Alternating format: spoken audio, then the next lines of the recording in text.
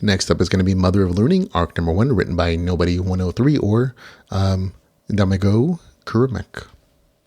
It is 644 pages, $4.99. It's not available on Kindle Unlimited. Here's the author's description. Zorian Kazinski has all the time in the world to get stronger, and he plans on taking full advantage of it. A teenage mage of humble birth and slightly above average skill, Zorian is attending his third year of education in Cyoria's magical academy. A driven and quite young man, he is consumed by a desire to ensure his own future and free himself of the influence of his family, resenting the Kazinskis for favoring his older brothers over him. Consequently, Zorian has no time for pointless distractions, much less other people's problems. As it happens, though, time is something he's about to get plenty of. On the eve of Cyoria's annual summer festival, Zorian is murdered, and then abruptly brought back to the beginning of the month, just before he was about to take the train to school. Finding himself trapped in a time loop with no clear end or exit, he will have to look both within and without to unravel the mystery set before him. He does have to unravel it too, because the loop clearly wasn't made for his sake, and in a world of magic, even a time travel isn't safe from those who wish him ill. Fortunately for Zorian, repetition is the mother of learning. Okay, this story has a slow start. I'll be honest, the beginning I was a little confused because it does start in the main character's third year at this magical academy. And then for a moment I was like, did I miss the first 3 years in another novel? Am I reading this in the wrong order? And nope, it's just, that's how it starts. You start off the main character living a normal life in the story, and it's not until you get about 20% in that you get to the regressor or the time loop aspect. Everything before that is just this casual slice of life story of the main character going to a magical academy, whining about his family.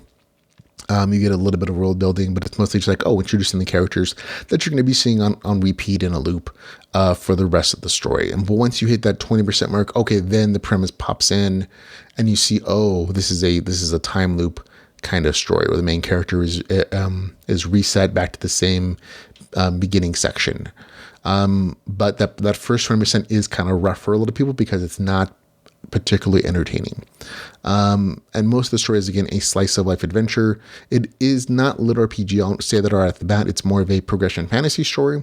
There aren't many RPG aspects to it. There's no like notifications or anything like that. It's mostly just like, the main character's ramping up his power as he resets and goes on. But I read it, so I'm going to do a review on it. I need content. There are a few twists in the story as new allies and enemies appear, but for the most part, it really is a story about training and growing in power and exploring things. And that's what it is. It's kind of this slice of life story where the main character accrues higher levels of training, higher magical skills to avoid this upcoming disaster that started off his time looping thing in the first place.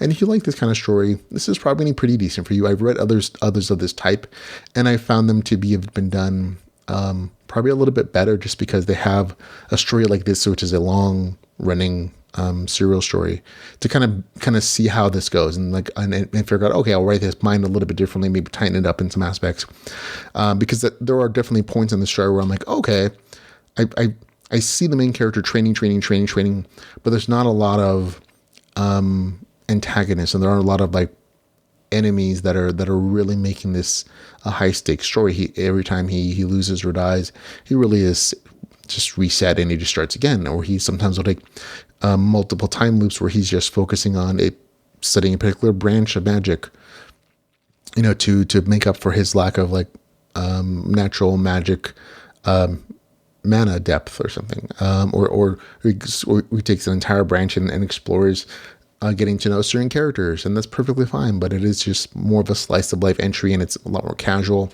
right up until about the end when you get a larger antagonistic force and there's some changes in the structure. I'm trying to spoil things, but again, it is very casual, and this is again another serial story that's been collected for you to enjoy. There's more of it online if you want to go check it out. But again, it's not really a literature story. It doesn't claim to be.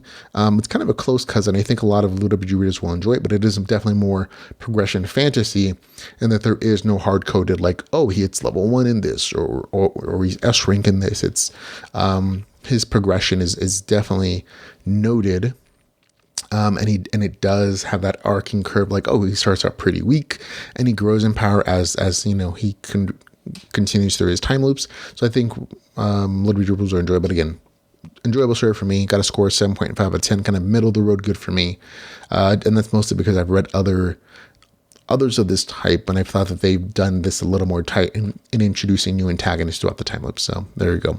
That's Mother of Learning, arc number 1, with a score of 7.5 out of 10.